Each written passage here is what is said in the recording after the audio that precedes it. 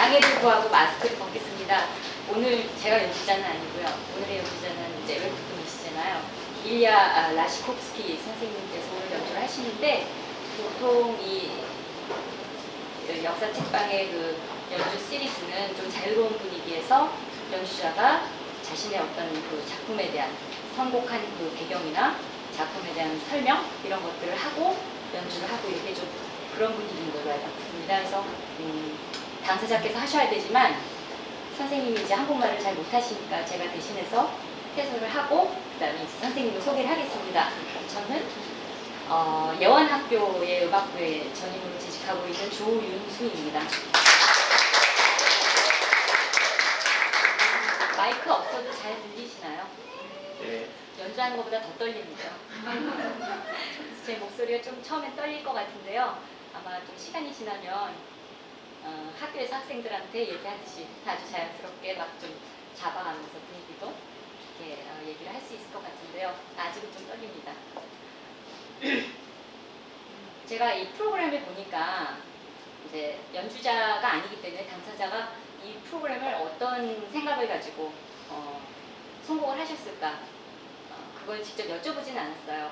근데 이제 보시면 브람스, 그 다음에 라흐마니노프 그렇게 해서 브람스의 4개의 발라드, 그 다음에 라흐마니노프 뭐 에튜드, 프렐류드, 그 다음에 모먼트 뮤지컬 이렇게 해가지고 조금 작은 그 규모의 소품들을 다 선곡을 하셨더라고요. 그래서 브람스와 라흐마니노프의 공통점이 무엇이며 오늘의 선곡된 그 작품들의 어떤 그 공통점은 또 무엇일까 생각을 해봤을 때 일단 이 두 사람은 거의 비슷한 시기에 각각 유럽의 중심부인 독일과 또 좀 변방인 러시아를 대표하는 낭만주의 작곡가죠.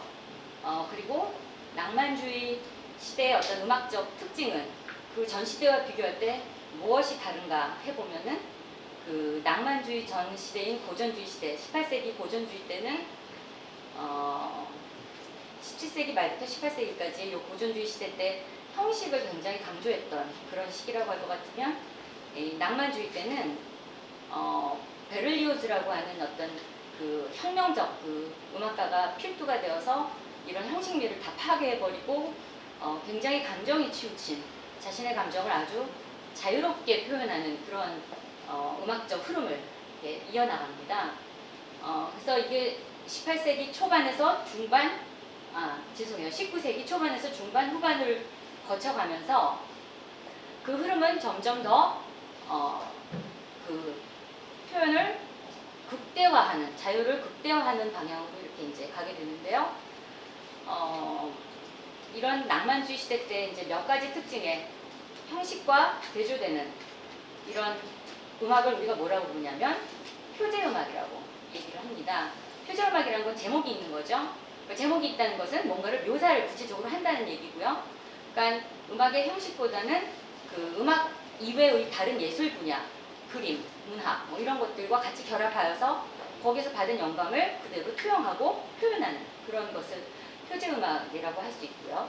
그 다음에 오늘 이런 분위기가 좀 제 생각에는 19세기 초반에 좀 작은 살롱에서 이렇게 연주했던 그런 분위기를 좀 연상시킬 수 있는 것 같아요. 그래서 그때 이런 살롱 음악에서는 너무 무겁고 막 그런 진지한 곡보다는 조금 자유롭게 들을 수 있고 편안하게 즐길 수 있는 그런 연주들을 많이 했지 않겠어요? 그러니까 아무래도 그 수요에 맞게 작곡가들이 살롱 음악 같은 그런 소품들이 많이 양산이 되면서 19세기에 이런 소품들이 굉장히 발달하게 됩니다. 그래서 보면은 발라드, 뭐 에튜드 다 이런 것들이 소품이거든요. 그래서 선생님이 어떤 생각이신지 몰랐어도 하여튼 낭만주의, 그 다음에 그 낭만주의의 특징을 담은 작품들을 쫙 이렇게 일관되게 연주를 하시는구나 이런 생각이 들었고요. 낭만주의에서 어느 시대나 어느 상황에서나 우리가 보면 굉장히 좀 진보적인 흐름이 있고 또 보수적인 흐름이 있죠.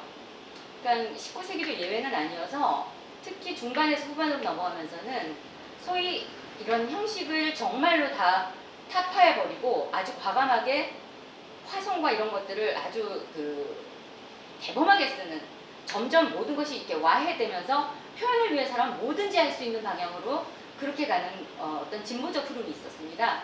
그런 흐름의 악파를 우리가 신독일 악파라고 하고요. 여기에 선봉에 있는 작곡가가 리스트입니다. 그 반대에 있어서는 비록 내용에서는 감정적인 이런 부분, 서정적인 것 이런 것에 충실하게 표현을 하지만 그것을 담는 그릇은, 형식은 고전주의 시대 때 그런 형식을 그대로 보존하고 좀 더 발전시키고 확장시켜 나가는 그런 흐름이 또 있었습니다. 이런 흐름을 우리가 신고전주의라고 하는데요. 여기 선봉에 있었던 사람이 바로 요하네스 브람스입니다. 그래서 이제 브람스를 이제 들으시면은 굉장히 낭만적이면서도 그 안에 절제된 그런 형식을 어느 정도 담고 있다는 걸 여러분이 이제 느끼실 수가 있겠고요. 이 발라드의 작품 번호가 10번입니다. 그러니까 번호가 되게 앞쪽이죠. 그러니까 브람스가 젊은 시절에 쓴 작품인데요. 21살 때 쓴 작품인데 이 시대 브람스는 어떤 상황이 있었냐면은 그러니까 어릴 때부터 브람스는 굉장히 재능이 아주 뛰어났대요. 그래서 부모님들이 당신 다 그랬잖아요. 자기 자식이 재능이 좋으면 어떻게 해요? 다 뛰어난 재능을 갖고 있으니 그걸 가지고 어떻게 상용화하고 돈을 벌까? 이제 이 생각부터 하잖아요. 실제로 브람스의 부모도 그래서 얘를 데리고 미국을 가든지 해서 뭔가 자본주의의 이런 맛을 좀 봐야겠다 하고 있는데 브람스가 운이 좋았던 것 같아요. 당시 브람스를 가르치던 선생님이 극구 반대를 하면서 브람스를 굉장히 지켰고 그런 상태에서 브람스가 아주 좋은 바이올리니스트를 만나게 됩니다. 그게 누구냐면 요하임이에요. 그래서 인생에서 사실 좋은 인연 몇 가지가 그 사람을 굉장히 발전시키기도 하고 반대로 가기도 하잖아요. 그러니까 브람스의 경우에는 그 인생의 가장 중요한 만남, 그러면 저는 요하임과의 만남, 그 다음에 이 요하임과의 여행을 통해서 또 새로운 관계를 갖게 되는 것이 바로 로베르트 슈만과 그 부인인 클라라 슈만과의 만남입니다. 그래서 그 즈음의 한 20살 때쯤에 요하임과 이 독일 안에서의 이런 순회 공연을 하면서 요하임이 슈만 부부에게 브람스를 소개해줬고 이 슈만이 당시 굉장히 영향력 있는 평론가이기도 했거든요. 그래서 자기가 편집장으로 있던 잡지에 기고를 하면서 등용을 시킵니다. 브람스를. 아주 자연스럽게 düsseldorf에 있는 슈만 집에 같이 기거하면서 그 시절에 이제 쓴 작품이 4개의 발라드고요. 브람스 하면 대충 클래식 음악을 좀 어느 정도 아시는 분들은 딱 떠오르는 인물 또 스토리 하면 클라라 슈만과의 어떤 좀 이 플라토닉 러브랄까요? 뭐 알 수 없지만 끝내는 성사되지 않았지만 늘 그 클라라 주변을 맴돌았던 그 브람스를 떠올릴 수가 있습니다. 당시에 그 브람스가 기거하면서 얼마 지나지 않아서 슈만이 정신 그 병이 있었잖아요. 그래서 라인강에 투신을 했다가 한 차례 실패를 하죠. 실패해서 다시 와서 정신병원에 입원을 하는데 남편이 사실 정신병 걸렸어, 자살 시도해, 실패했어. 얼마나 클라라가 아무리 당대 뭐 뛰어난 피아니스트라고 해도 정신적으로 충격이 크고 마음이 굉장히 고통스럽고 괴롭지 않았겠어요? 이럴 때 클라라 옆을 지켜주면서 어떻게 단단한 버팀목이 되어주는 사람이 바로 브람스입니다. 그래서 이 4개의 발라드 작품을 역시 일종의 클라라를 생각하면서 쓴 작품으로 우리가 생각할 수 있는 것은 헌정은 친구인 그림이라고 하는 사람에게 했는데 정작 그림이 너 이거 나한테 헌정하는 걸 클라라가 알아? 라고 물었대요. 그러면서 너 이거 클라라를 위해서 쓴 거 아니야? 라고 했다고 합니다. 그런 이제 뒷이야기가 있고요. 발라드라는 형식을 잠깐 말씀을 드리자면은 원래 발라드는 이제 유럽의 아주 옛날부터 어떤 역사적인 또는 종교적인 이야기를 담은 소서사시 또는 감시곡 이런 것들인데 이것을 음악에 도입해서 굉장히 중요한 장르로 만든 사람이 쇼팽이고요. 그 다음에 그 이후에 쇼팽, 리스트, 또 지금의 브람스 이런 사람들이 굉장히 중요한 소품의 장르로 자리매김을 합니다. 근데 이제 많은 분들이 쇼팽의 4개의 발라드를 아실 거고요. 오늘도 브람스의 4개의 발라드를 연주하시는데 쇼팽의 발라드는 각각의 그 작품 번호가 달라요. 근데 브람스는 하나의 작품 번호 안에다가 4개를 같이 묶어서 있고요. 아마도 이 4개를 일종의 어떤 연관성을 가지고 쓴 것 같아요. 그걸 어떻게 알 수 있냐면 조성을 보면 알 수 있습니다. 그래서 보시면은 처음에 D 마이너, D 메이저, 그 다음에 B 마이너, B 메이저 이런 순으로 가는데 이거는 어떤 관계냐면 일단 D, D라고 하는 것은 뜸음이 같다는 걸 얘기하고요. 하나는 단조, 하나는 장조 이렇게 나오고 있습니다. 그런 다음에 이 D라고 하는 으뜸음을 매개로 하는 장조의 어떤 형제격인 마이너, 단조는 B 마이너거든요. 그래서 그 B 마이너를 그 다음에 엮은 다음에 얘와 또 같은 으뜸음인 B 메이저, 장조로 해서 이 네 개가 모두 관계 있는 조성으로 연결이 되어 있다는 것이 굉장히 흥미로운 특징이라고 할 수 있습니다. 그래서 일단 이 정도의 배경을 가지고 젊은 시절의 브람스는 어떤 감성을 자신의 작품에 담았을까 한번 일리아 선생님의 연주를 통해서 같이 그 우수를 느껴보시기 바랍니다.